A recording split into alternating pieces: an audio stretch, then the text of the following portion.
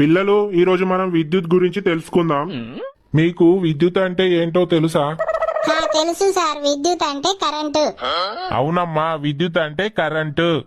అగో సాయి సూర్రా ఆ మౌనిక మొత్తం అన్ని దానికే తెలిసినట్టు మనకు తెలియదారా కరెంట్ అని?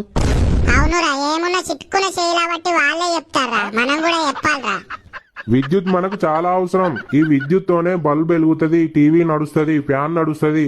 ఈ విద్యుత్ లేకపోతే ఏమవుతుందో తెలుసా? సార్ సురేష్ గారికి తెలుసాట సార్. వారి నాకేం తెలుసురా, ఏమో నన్ను ఇరికిచ్చినావు. చెప్పురా, మొన్న కరెంట్ లేకపోతే ఏమైందో అది చెప్పు, సార్కు మెచ్చుకుంటాడు.